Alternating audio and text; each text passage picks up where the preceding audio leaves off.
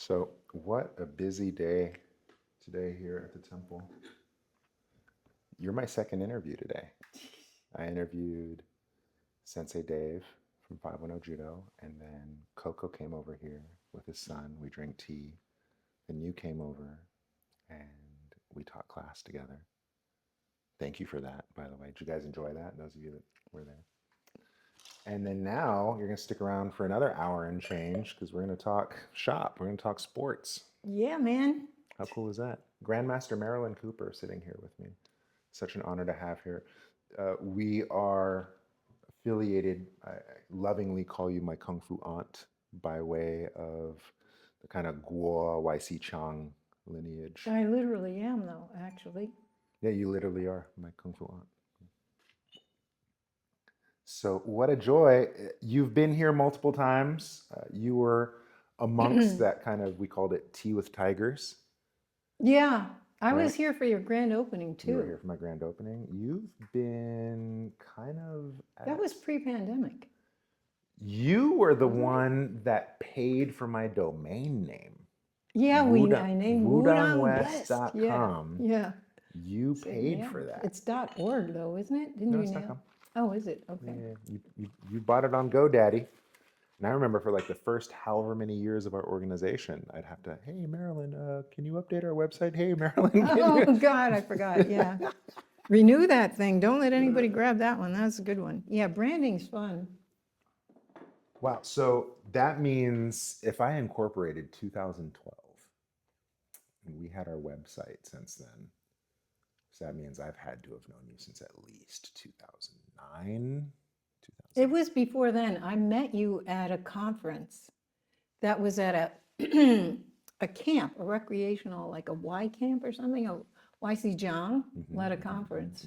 And I don't think I had moved here yet. I just came out to California for that conference. So that was prior to 2007. And I think were you still at Wudang then? I was in Wudong at that time. So you yeah. came back for that and you had two braids. You look like a Native American or whatever this politically correct name for it is now.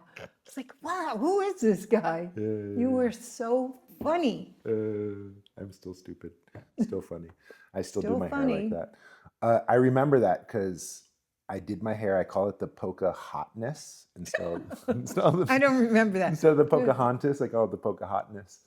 And Kyle, my Kung Fu brother, shout out Kyle, he also had long hair and he also had his hair in the two ponytails, the two braids. And we were couple of the year. Right, right. And then you kept, acting girlish and hugging each other. And it was very incongruous and hilarious. It's quite the show. All right. And then so I remember that because I was pushing hands with Fudong and he has his student. His name eludes me. Oh, that one guy. Oh, when I see his face, I'll know his name right away, but I can't remember his name right now. But it was Fudong's student and he was up in Portland. And so I remember pushing with him, and that was the first time we talked about Oh, that guy, Sean Kelly. Sean Kelly. Shout Yeah, out yeah. Sean Kelly Yeah, if you're yeah. watching this. Do you still practice? What's your story, dude? Where are you at? What's He his deal? retired to a farm. He fought, he had a fight with cancer and won. And he lives on a farm in Oregon. I can give you, if you want I to would communicate. love to Yeah. communicate with him. I remember pushing him. He had beautiful form. I used to And- coach him in push hands. Word. Well, what was really cool is we just talked about Gilan, who's like pushing a cloud. Yeah.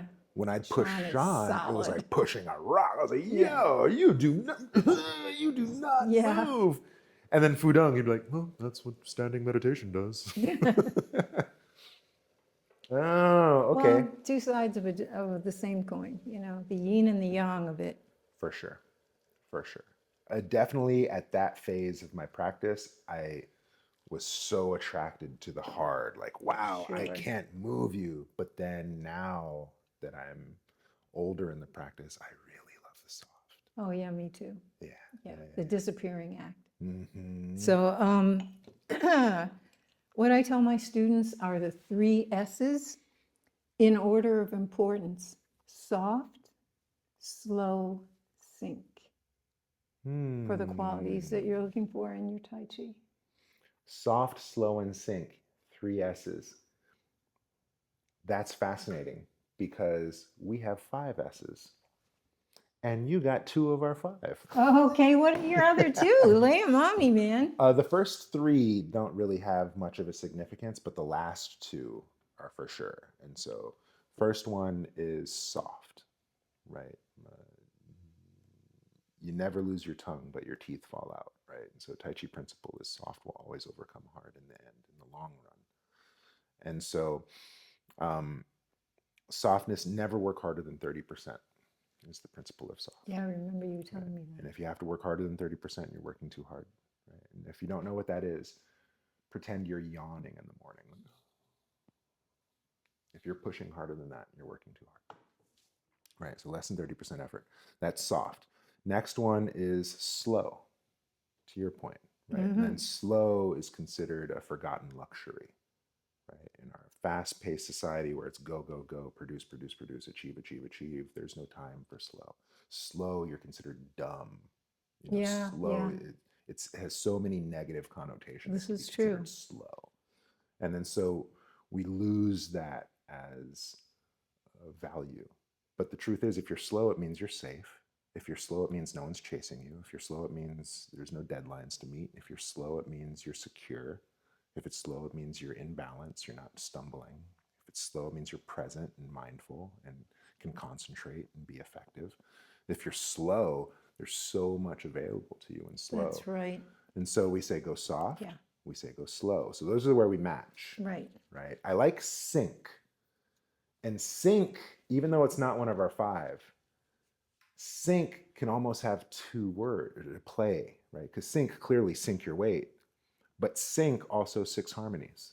My wrist to my ankle, my knee to my elbow, my shoulder to my hip. Oh, Synchronize synchronize. them, Yeah. right? And so I like sync. But our third one is small. And this is distinct from Tai Chi because we may be, fill out, get length through the lines or pull the connective tissue taut, right? So you want length and you want big movements, right? Whereas, no, no, no, small. Well, in Small. Bo's book, it says small movement is better than large movement. No Yeah. movement is better than small movement. Wow. One more time. Small movement bigger than big It's movement. better than big No movement. movement bigger than. No movement better than small movement. Yeah. Because Y.C. Chang, he used to have one too. It was a small circle, big power, big circle, big waist. And that's the way he said it. Well, well, do you want to finish your thought about the whole all of yeah. them? That's yeah. Yeah, so thank you for that. So then we have soft, small, slow. The soft and small, if I can do this circle, then I can also do this circle. I can also do this circle. I could also do this circle. Same circle, right? And similar to like a Wu style, right? Where Less is everything's more. small frame Yeah. that lands, right? And so we want to go small. And if you can go small, soft, and slow, that's any order, but the next 2 have to come in order, right? So if you can go small, soft, and slow, then you're smooth. And if you're smooth, then you're safe. Oh. And so I adopted those 5 S's when I started teaching online. And so I don't know you. I have my online students, I've never met them in person, maybe never will. And they're dedicated students, but how do I keep them safe? Right? They're learning from a screen. So I encourage them go soft, go slow, go small, go smooth, and keep it safe. Yeah. And then so for your quality of Tai Chi, you have soft, slow, and sync. Dig it. Cool. So do you have any more of those? Because what I really love about classic Shaolin is how 12 of this, 32 of this, 72 of Well, that. that's from Tai Chi. That's not Shaolin. Okay, well, yeah, Tai Chi has it too. Right. So, I mean, I used to look for writing on Shaolin. There's one real classic line: "Your kung fu is only as good as your tantui, your springing leg form." But I have to say that, I was an avid Shaolin student for most of my life, and it was when I first moved here from LA, I had spent a year doing tiger claw style in LA. And then I came up here and started to try to find a Chinese sifu.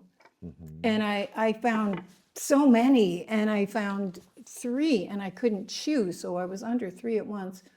And so it was Y.C. Wong, The Brent, Hungar. Brendan Lai, and Oh, Mantis. yes, who unfortunately died a while back. He was a handsome guy. Brandon was handsome. Well, that's debatable. He was a lot of hair greased. Anyway, and Guolan Ying. But the reason that after a year or two, I dropped off from the other two, and I felt really terrible. Like if I saw one of them on the street, I'd go hide because I felt so guilty. But it was because Guo had the book, and I read the book and all these things about Tai Chi. And that's what I was like, there's a lot more to this stuff. Yeah. And I read that little white book incessantly. Yeah. I have a So, copy of that. yes, that's a fantastic book, and very short. It's like the 13 something. Tai Chi Chuan in Theory and Practice, it's called. Okay. Wow. Was that also the era of Lao Bun? He was around. He was more Southern style, if I'm not mistaken, Choi Lei Fut.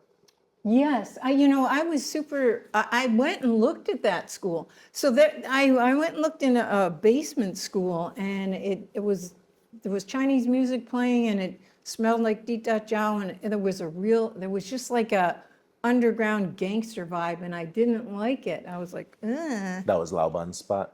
probably, or one of his students.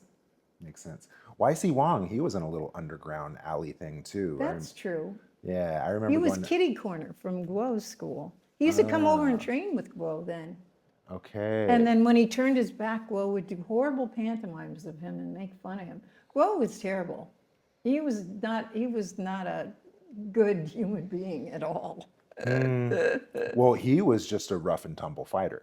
Yes, he was. I heard Yeah. stories of him where he was teaching at Portsmouth Square, and he was famous for his meteor hammer, and he'd tie it around his body all ornamentally, and he could tie it in such a way that boom, boom, he'd just whip it out. Yeah, he'd whip it out, and it would stop this far in front of your nose when you got to morning practice. And it was a ball, a weighted ball on the end of a rope, right? It was a rope dart. It was like it was a rope with a dart at the end of it. So it had a dart. I thought it had a ball, like No, a hammer ball. it It was had a a dart. yeah. Okay. So the story I heard was he'd go to Portsmouth Square in the morning, and all the transients were there sleeping or drunk or hungover, and he'd whip out this thing. No, he would do it at us when we showed up for Wow. morning practice. In the dark. Yeah, when we get out of our vehicles. I never saw him do it at any civilians. That was the story that I heard, that he would do it to clear the square before practice. No, Oh, but he did who it would to be there students. at 5 a.m.? Exactly, the hobos. Well, no, there was nobody there then. Oh, okay. At any rate. Well, those were It the was stories still I heard. dark out and cold. Mm. If they were going to be anywhere, they would be sleeping in the underground parking lot. But I didn't see them. That's where we go down there's an underground parking lot. You take that elevator, and that you can go to the bathroom there. That's where if we had to go to the bathroom during morning practice. Oh, But anyway. interesting. Oh, okay. Wow, this is so cool. Because I've been spending a lot of time with the Doc Phi Wong School. Mm-hmm. And, they did lion dance for our grand opening. Yes. They did lion dance for Yeah, our yeah. barbecue. Shout out Brandon Dung, Sifu Cuddle, Justin Hoover. Like Right, he's just in that Sequel. whole Yeah, yeah. team, man, is great. But they're all Lao Bun lineage. Right. And right. so I knew Guo, and Guo was northern. Right. But Lao Ban, Southern. Right. And from what I understand, Lao Ban was the man. He was the fist that started Kung Fu in Chinatown. Well, I think he was associated with the Tongs. Mm. There's also that part too. Yeah. Yeah, the gangster vibe. I didn't like that. Mm. I How don't. I about never liked that vibe. My training buddy gravitated towards it from LA. Mhm. It's like I don't like that style. It's mean and ugly. Yeah. All right. So this is 70s Bay Area. 60s. 60s. Yeah. All right. And then so you were living here at that time to train Yes. with Guo? Were you living in San Francisco? Well, yeah. Me and Bing shared a flat with And that's people. whose sword you just gave me? Yes. Yes. Okay. So you and Bing The shared a flat? Green Destiny. It's a movie reference, folks. Okay. How about our buddy Robert Birdman? Oh, yeah. Well, He's another cool guy. Shout out yes, Rob. yes, yes, Yeah. yes. He's a hardcore Buddhist. Yeah. He's gangster. He still has chin to toe. He is. Oh, yeah, yeah, yeah. He is Yeah, he's phenomenal. remarkable. What a specimen. His tea's good. So this is our daily drinker. This is very good everyday tea. Very sturdy. Yeah. Sturdy brew. The teas that we have, they're all kind of fantastic and kind of call for special occasion. But this is kind of an everyday drinker. It's intended to be so. Let me say that Robert came after I left. I moved back east to train with Peter Kwok. So Robert and I didn't cross paths. I think, I remember Guo teaching him monkey because he thought he looked like a monkey because he had a long nose. So There's photos of Robert doing his little monkey stuff. Right, right. So then you went back to East Coast to learn with Peter Kwok. Right. And was Kwok a student of Guo?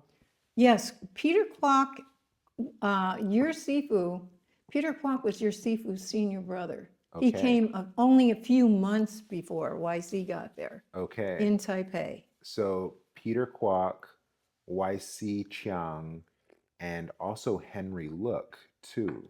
Henry came way later in San Francisco. He had nothing not in China at all. Henry was way later. Okay. Nobody liked Henry. He's a terrible person. Neither here nor there, but okay. Well, and even YC Zhang had to defend what he did bad things to me because he was a very jealous man, and he would talk to people and gossip and try to undermine good people because he was jealous. He did a lot of really terrible things. I don't want to waste this interview talking about him. Oh, well, I know that he's prominent in the Guangping Yang line. Right? Not really. More each one. More each one. Oh, yeah. Okay. So, all right, because the Henry Look, there's this whole fraction up in Sacramento. Yeah. Right. So then the Peter Kwok, that's more East Coast then. Yes, absolutely. Yeah. Okay. I'll tell you, Peter Kwok told me, I took private lessons from him, and he lived at my house for a while, even before he disappeared. But he was a very dramatic character, and he wasn't interested in fame at all. And but he used to confide in me and tell me a lot of stories about Guo that I absolutely believed him. He was absolutely truthful. Because they didn't make him out to be heroic at all. Wow. I'd be curious to hear some of those stories. One of the fun stories I heard of Master Guo was that he was kind of a security guard of sorts, like an usher, like a stagecoach. Oh, he used to ride on horseback with that rope dart and guard camels. Yeah. Carrying the goods from merchants. And his father was a merchant, so got it. That's what he was. So same story, yeah, right? Yeah. So then he did that, and the way that I understood it was during Cultural Revolution time, he was sought out, and because he was a master, and then so he allowed himself to get arrested, and he gets arrested, and he goes to the jailhouse, and they put him in the thing. At which point he proceeds to demolish the entire jailhouse, kick Okay, everybody's I don't ass. know. I only heard that he killed a prison guard to escape, that he killed one prison guard. I never heard him fighting a. Then he left and swam to Taiwan. Not sure, not clear on how he got to Taiwan. He was not a swimmer, and he would always tell me not to swim. Hmm. He thought it was bad for my kung fu to swim. Hmm. And I liked swimming. It just kind of bummed me out. That's so funny. It's probably Chinese don't like wet and damp. That's they don't like cold, and I guess I get makes sense. I never heard how he got to China. I mean, how he got to Taipei. Now, I wasn't clear on that. But I did hear repeatedly that he was sitting at a bar and drinking with, and the guy next to him said, Tai Chi has no power. And he just killed the guy for saying that. I heard that. Wow. Unverified. I didn't see it. Wow. I love the story of how Guo was a rough and tumble fighter, damn near illiterate, from what I understand. Yeah. Right? That's why I was so shocked when I read his book. I didn't even know he could. He probably orated it. That's what I think too. Right? Because I understood him to be illiterate, but he could fight. And I would hear stories of how he would go and challenge Chen Manching. Okay, now that's another interesting story. Yeah. And so I'll tell you the truth about that. great, I want to hear it, because the way I heard it was he'd go and challenge Chen Manching, and YC would go with him. And he'd challenge him. that. All right, so it's Okay. probably, tidy my story up, please. And then because Guo made the challenge, it's up to the receiver of the challenge to then, okay, choose what we're challenging in. It's like, I challenge you. And then Chen Manching was like, okay, calligraphy. Challenge me in calligraphy. No, I challenge you. Okay, challenge me in chess. Okay, challenge me in the classics. Okay, no, so I have a lot to say about this, and I'm glad you took us down this road. So David Chin, as he was there for the Bruce Lee fight with Wang Jackman, he was also there for the Chen Manching. Name drop. He was also there at the Chinese restaurant where Guo challenged Chen Manching. Nice. And something that really bothered me was Bruce Kumar Francis wrote in his book the untrue story of Guo. So it's written down inaccurately. Anyway, I don't appreciate Bruce at all for that. So you can't. So David is extremely reliable and honest, and he passed away a few years back. Peace be upon him. Yes. My senior brother, who I loved, really, he was fantastic. So Guo sent a letter to Chen Manching. Chen Manching was brought by some sort of Chinese American society in Manhattan to come and be a Tai Chi teacher there because they knew he was famous. In fact, his school was down the street from Guo's school, and those two schools used to push hands Okay. back in the day when they, coexisted. So Chen Manching comes to New York. Guo goes to San Francisco. Yeah. Now now why would Guo leave a thriving kung fu school? He had a ton of students in Taipei, and he left that school. So Peter Kwok told me why he left this successful business. He was a general in Chiang Kai-shek's army. He was a congressman in the new nationalist government there. What? Yeah, he was Wow. a Chinese congressman. So because dignitaries used to come over for Chinese banquets, and then he'd bring out the whole school, and we'd sit there throwing back, well, the other people drink Mao sake. Yeah, he liked warm sake. But anyway, so Guo is also fond of wine, women, and song, as they put it, or Chinese concubines, drinking a lot. I don't know if he gambled. That part I don't know.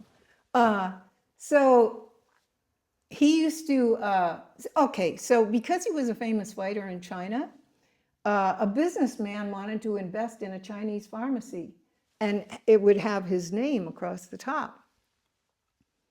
And he was nowhere near the doctor and as skilled at acupuncture the way YC was at all. YC was an artist and a doctor, not a fighter. Guo was just he was a fighter. He would tie you up with alcohol rags and do it, but he never healed anybody that I heard of. But that's an aside. So this Chinese businessman gave both $30,000, which in 1964, 63, was a lot of money. It's hundreds of thousands of inflation at this point, right? Right, that was a lot of money. And Guo spent it all at the brothel. And the students said that he would come down the stairs, and they called him a flower monk. This is what Fu Tang told me, that one. I hadn't heard that one. But he heard it from Y.C. Jiang. Because Y.C. Jiang was there, and Peter Kwok, they were both there then under him. And he would come down in the morning for training, because they had the early morning practice, and a wobbly-legged concubine, or whatever they were called, lady of the night, would come and, he kept me up all night, and, bragging about his prowess, this and that. I guess he was in his 50s then. He would have been in his 50s or early 60s.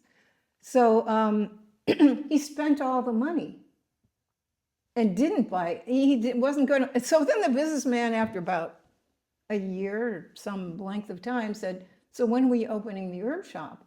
And Guo asked Peter Kwok to testify in court, because this businessman took him to court. And because he was his sifu, he obeyed him and perjured himself in court and said, "Oh yes, I've just gone to Hong Kong to purchase the herbs." And then they both came to the Western Hemisphere because of that. That's why he came and opened a school in San Francisco. Wow. So, yeah.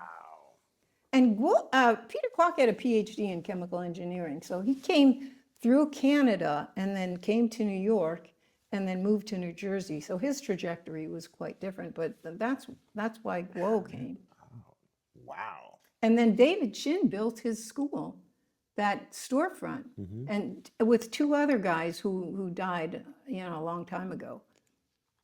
But David really took the training under him to heart. David already had external training. He was Tibetan Hopkar, and then he got his internals from Guo, and he took them so seriously, more than anyone. Wow. It's so fascinating to get these stories. And it's cool to hear you tell the story about how YC wasn't a fighter. Because, when was school, at least when I was there from 2003 and on, even to this day, there's still no sparring, there's no drills, there's no applications. It's all basics, all form. All health, and really beautiful forms. I saw old video footage that you can only see in Paris, because Fu Tang promised YC that he'd never allow it to be shown outside of their inner circle. 2 hours I sat and watched. Fu Tang was like younger than you are. He had a blue turtleneck on. The footage was beautiful of YC teaching in his heyday. Yeah, very beautiful forms. Apparently, it had all of the applications early on. Apparently, he taught that stuff. And then apparently there was push hands, and that was like Paul Taylor's generation. Right? And Paul went elsewhere to learn, though. I don't think ever YC. I don't think that was his shtick ever. He was an artist, he was a painter. Didn't a healer. Didn't he challenge Evander Holyfield? No. Guo challenged. Right? He challenged the boxer. The brown bomber. What? Reggie Lewis or something like that? No. The most famous boxer I know. in the 50s. That's why there was a newspaper article about it. And Guo challenged him, right? Yeah, Ray Lewis. Not Ray Lewis. Oh, why can't I remember his name right now? It was in the newspaper article was in the window of the original, his original Tai Chi school in Portsmouth Square Park. So the Brown Bomber, whoever Google it. yeah, that guy. But he didn't accept the challenge. And Bing used to speculate, like if he won, he would have beat up an old Chinese man, and if he lost, he'd be embarrassed. So why, he didn't need to accept that challenge. But Guo says in the article, I would have kicked him. Yeah, whatever. Well, because Guo was used to, the way Guo built up his reputation was setting up a ring, just like in the old movies, going from town to town and open challenge, and he beat everyone, and then he got this big reputation as a fighter, and then he opened his school. Wow. All right. That's cool. So, I mean, you can see that impulse comes out in me. Because I was under Guo, I wasn't under YC. I mean, I love them. They're so artistic. I love their exercises but it was just a different vibe with Guo. And then with Peter Kwok's definition of Kung Fu was very succinct.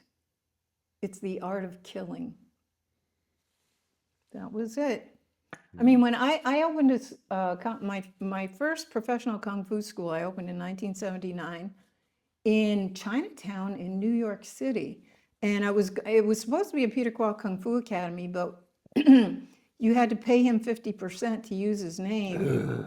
Yeah, it was like they were franchising that stuff. 50%? Yes, and the rent, and he agreed with me. The overhead, the rent was so high in New York that you couldn't stay afloat. So I called it the New York Kung Fu Loft. But it was on Doyer Street, just down the block from the post office in Chinatown, close to Confucius Square and one police plaza, where the Chinatown police station. It was near everybody that knows New York Chinatown will know what I'm talking about. And it was on a third floor walk up, and I shared it with a dance studio, so I could sublet, and it was a small space, like maybe half the size of this space, but we could fit a lot of students in there and do a lot of static drills, and yeah. But when I opened, Peter Kwok said to me, because when he first came to the Western Hemisphere and came down from Canada, he started teaching in Manhattan. And so he was reflecting on his own experience. So he said, okay, when someone comes up and asks you for money, kill him, put his body in a garbage bag and leave it on the curb. And then when they send up someone the next time, kill him too, put his body in a garbage bag and leave it on the curb, and then they won't come anymore. And he said that to me with a straight face. So if you want to ask me if I've been challenged, I mean, I've had people pull knives on me. That happened when I was teaching in San Francisco. A Samoan kid just said, what would you do if I do this? So yeah, I've been challenged a lot. Yeah. Wow. Have you ever challenged? So not consciously, but certainly I was very testy, and when I first, okay, so this is something I actually really wanted to talk to you about. So there was this dichotomy: East Coast, West Coast, Chen Manqing, Guo and Ying. So here I am, fresh from San Francisco, and practicing in Central Park, and there's a lot of martial artists, and so they just come up and it would just be open sparring, like, want to spar, sure. So I remember the Tai Chi people, and they'd be like, have pot bellies and beards, and I'd think, oh, I'm in such great shape, this is going to be a big nothing. And they would always just move me all over, and I was so baffled by this, entirely baffled, because I was all external then. And then after I learned Tai Chi from Peter Kwok, it definitely shifted, and I understood what was going on. But it was it was pretty funny up until that point. Mm. So, And this is the most profound aspect of this is that the people you see on the world stage that are taking, first places, like if you look at Chen Manching's student, William C.C. Chen, and the people that he's, downline from him, like there's a young mom, I think she's up in Oregon, Ilona Bito, took first place a couple years ago in Taiwan, and William C.C. went there with her in push hands, tiny, tiny little human. So, but you don't see Guo's people doing that because they can't receive, and he was a much more refined, genteel, artistic Tai Chi master. So Chen Menching. yes, and you can see down line what that's resulted in, like 3 generations later, or 2, as the case may be. What a thought. Yeah, because it's very rare to hear of a Guo inheritor. And if they do talk about Guo, it's never as I trained with Guo. It's like, oh, I did this with Guo, but I also trained this or this or this, right? Well, also the other thing is that he kept his training very to himself. He didn't like even his own wife.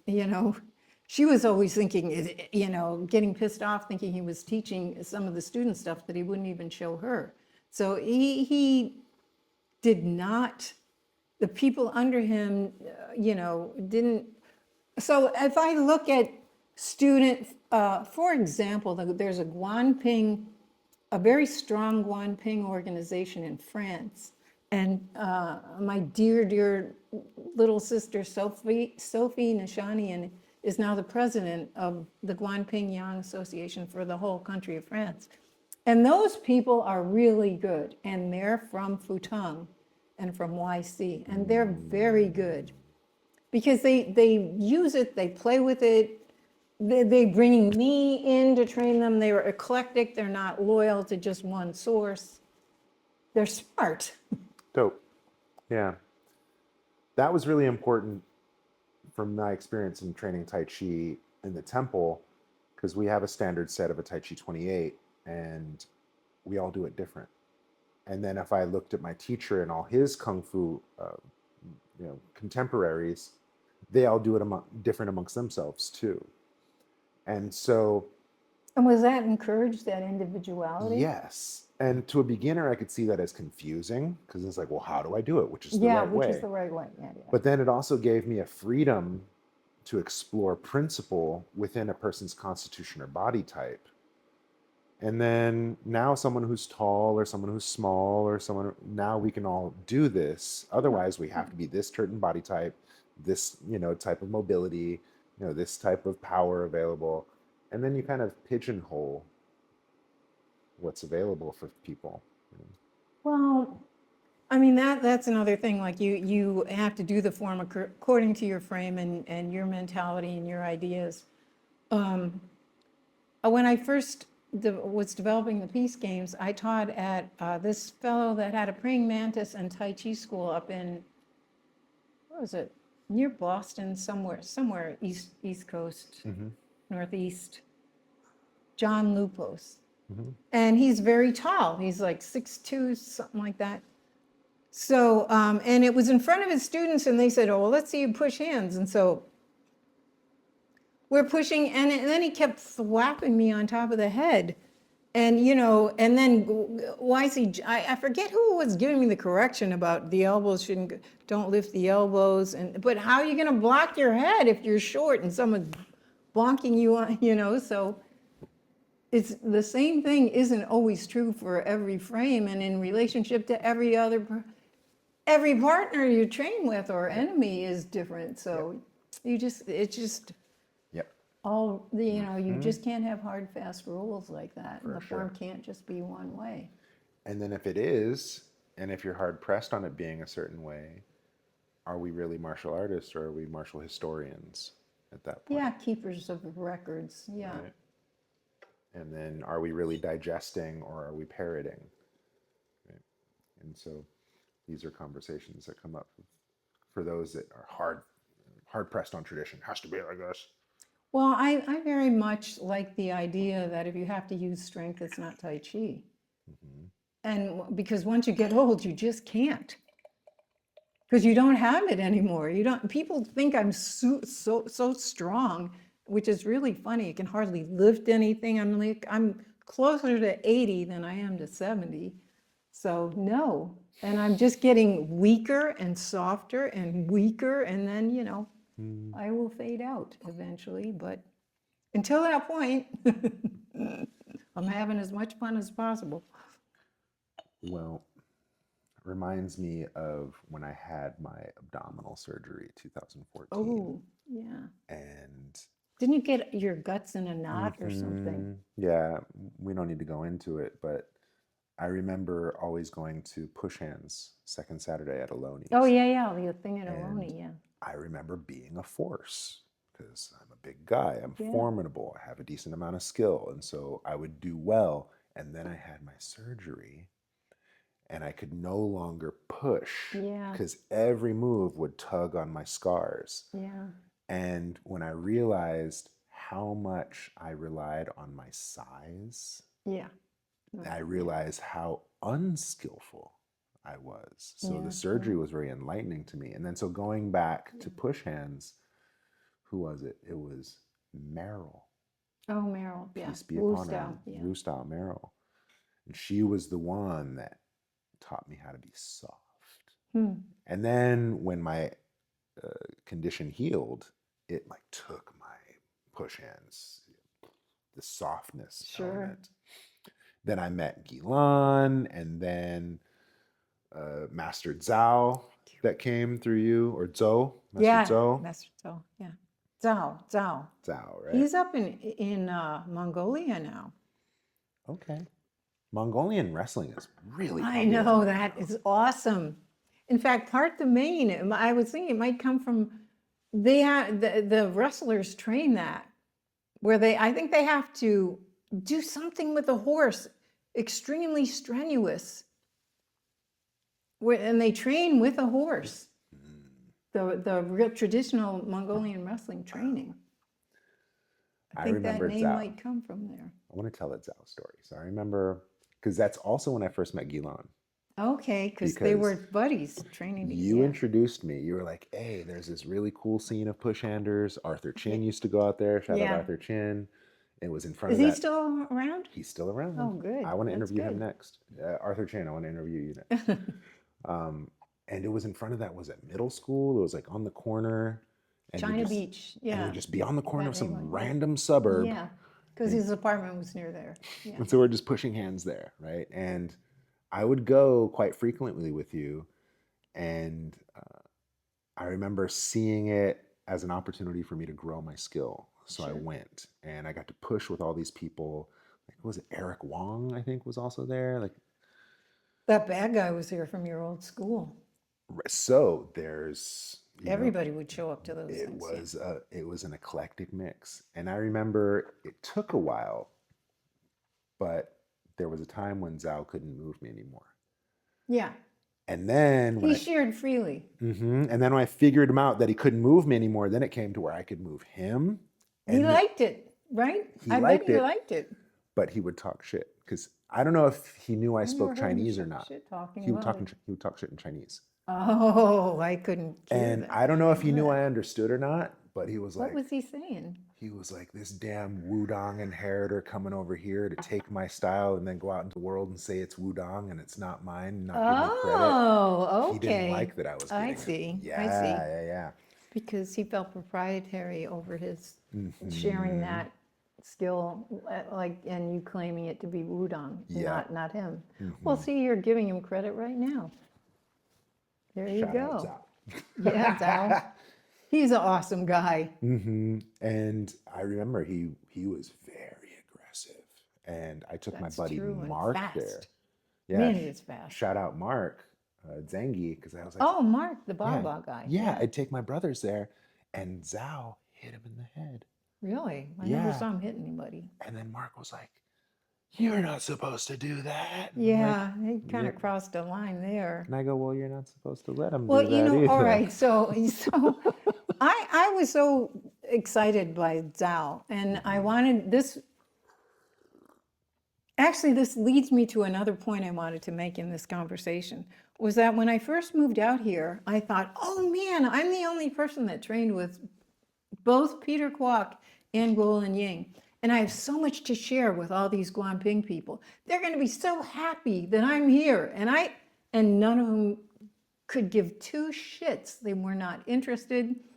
I'm the only one that had like all these medals from performing the form in tournaments. They didn't care at all. They just wanted to do whatever they learned the way they learned it. Plus, I learned so much from Peter Kwok, so many applications. And I just was like, I wanted to reach out and share with them. And nope, it was like, and eventually I just got sad over it. I actually really also wanted to train fighters because I was fresh off of training a world champion 6 years in a row, an international world champion on Lei Tai, which is the precursor to Sancho, which is the precursor to mixed martial arts. So that, I did that with the classical mess because that kid, he was also your height, but very lanky. And he saw Lei Tai and Patrick Brady. Hi, Patrick. I hope you see this. And he actually became Muslim and studied Arabic. And after I left, Mashallah. he fully embraced that belief system. Allahu Akbar. Yeah. But before that, he was a world champion on Lei Tai. And people just loved Pat. But so I took him down to see it. He was about 18, 19 years old. And he said, I'm doing that next year. Because I used to compete and perform at masters demos and stuff like that at the Guoshu. And I said, you can't, you're just too new at this. And he said, I'm doing it. And so he was determined. So I said, all right, I'm going to take the essence of each system and show it to you and we'll drill it. And so I was his training partner and he was your height. And I thought it was great fun because I got to, really do the big broad stances and giant steps to try to keep up with him. And then he had to move and make his movements very consolidated because he could just crush me with his size. So it was really fun and it actually worked. So, it was sort of like the cliff notes of Shaolin, the cliff notes of Tai Chi, the cliff notes of singing, and the cliff notes of Bagua. He learned all we did was drill wood and metal. And then I saw him use metal on Lei Tai in his first fight. It just came out of him. And he won that first fight. And then in Bagua, we just did single change palm over and over again. And Shaolin, he was fully engaged in Shaolin. He was just at his Shaolin training level. And then in Tai Chi, he learned Shaolu and Dalu, big pull and little pull, and we did that incessantly. So, Peter Kwok's curriculum was so fleshed out. And he disappeared before I could finish, and it broke my heart. This sounds terrible, but I cried. I was much more distraught over the loss of my Sifu than over either of my parents. Sorry, Mom and Dad. It comes up in conversation a lot, at least in the context of traditional martial values. Your Sifu, a day your Sifu, a lifetime your parent. Right? Your parents bring you into the world, your parents socialize you, but your Sifu brings you to your potential. Yeah. And that's to say, and I even see it with my son. It's like, I want to train him, but I don't want to push him so hard that it would mar the relationship. So I'd much rather put him in a program. You're smart to do that. Right. Let someone else train my kid and then come here and I'll just love you. And then when you're done training, or if you've come to a degree, okay, now let me show you how to use it to heal.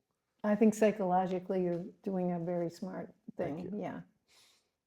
So yeah. Anyway. Well, so this time is just flying by. I feel like there's so much more we can talk about. We didn't even touch the stuff we wanted to talk about. What did we want to? Well, we wanted to talk about What did we miss? what you got into it for, what your initial goals were, how your goals have evolved over time, Oh, what you want to transmit to the next generation, oh my goodness. All what right, ask one at a direction you time, or think. else we'll do part two of this. Well, we have to do part two because I also want to do the breakdown of the 10 lines. We were talking about that too. Well, when we're actually doing a class, that's got to be something different than a seated, conversation. Sure.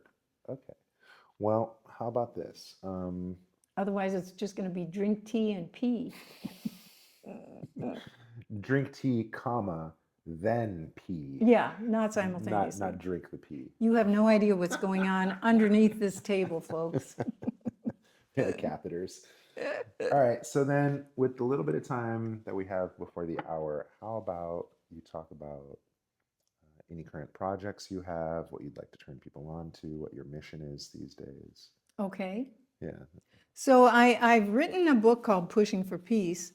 And, at the end of the 20th century, we were all, unfortunately, we've become almost immune to this at this point. But the gun violence of Columbine was very traumatic, especially since I had an 8-year-old in a little school, and there were copycat threats to the school bus. So I decided to develop a Tai Chi program for kids so they could feel more peaceful at school. And those were the early iterations of the peace games. And David later became the second peace games ambassador. Number 2. Yeah, and Alex Bechtold, hi Alex, who's now a father of 2 little boys and has a Little Creek Kung Fu, which is why I started calling myself Grandmaster, because I was his father's teacher. Bill. Yeah. Bill. Yeah. So Alex was the first Peace Games ambassador. Shout out, Alex. You're my Kung Fu cousin. I should interview you. Yeah, that'd be great. You're doing great work, Alex. Yes, Feeding the needy. I think you were also doing something with the disaster relief out there.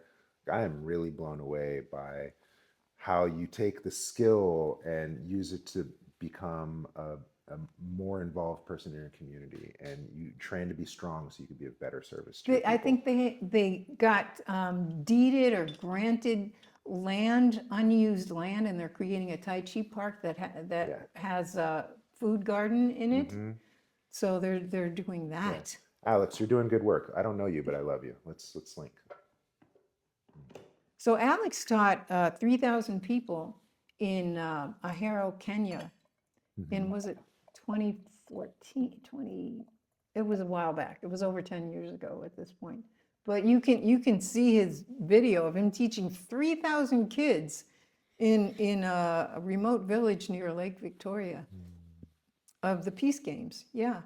Anyway, I can't say enough about the Peace Games.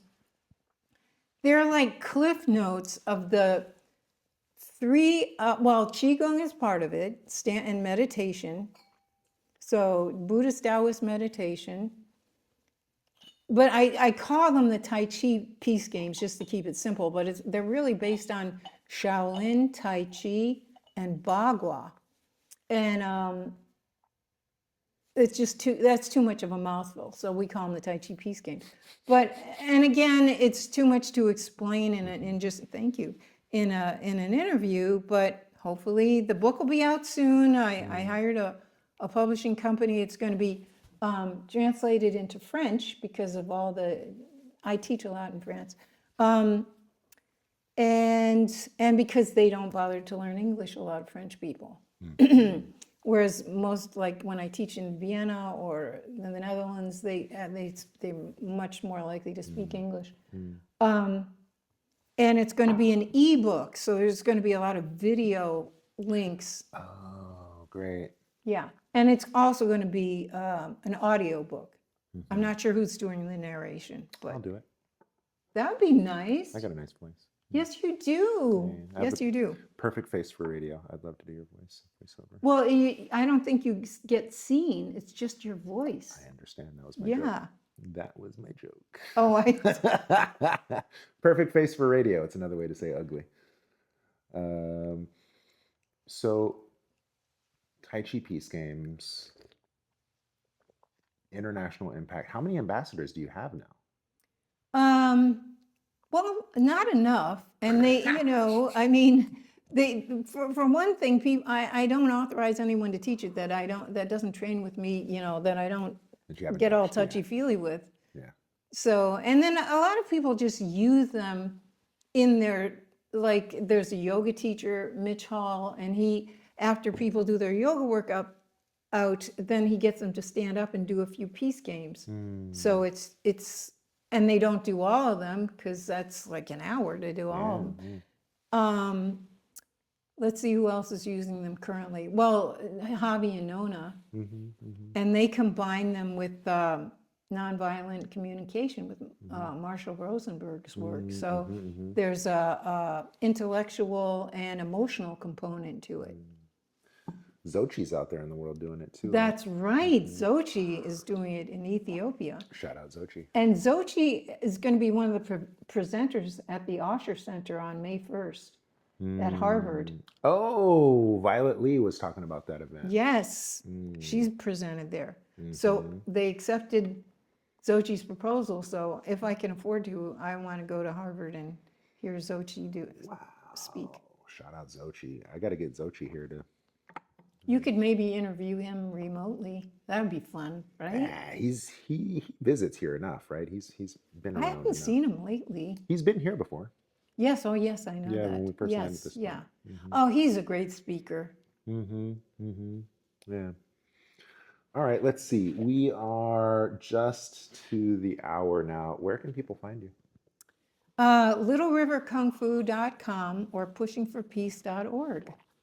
Or just call me, man. I don't get 925. I'll talk. Oh, no, please. No spams, please. No spam calls.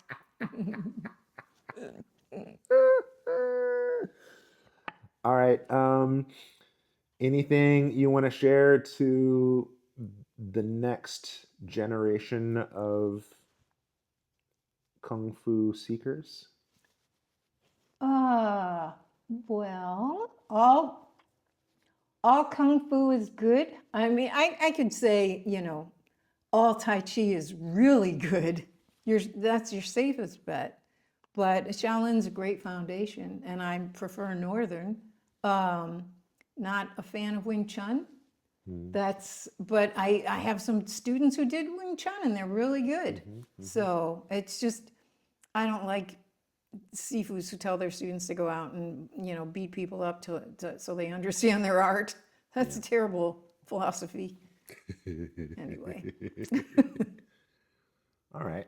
So you heard it here first, guys. No Wing Chun. Well, but you know what? I have some really good Wing Chun. You know my student Vince. Did you meet Vince? Yeah, you met Vince, a tall guy. Oh, maybe. He was at that last thing. Okay, maybe. So his last Sifu picked on him because he was racist. And he's so happy to be, now he's with a bunch of little old ladies that love him and want to help him and bring him food and take care of him and stuff. Yeah, I need that. Oh yeah, you need more mommies. You need more mommies. This guy is insatiable. All right, I think this is a good place to wrap up. All right, before I get into idle gossip. Yeah, we definitely have to get you back, clearly. Okay. Yeah. And if you guys like this, go ahead and think of some questions, put them in the comments. Yeah, sure. Ask me anything. Give her a reason to keep coming back. I tell no lies.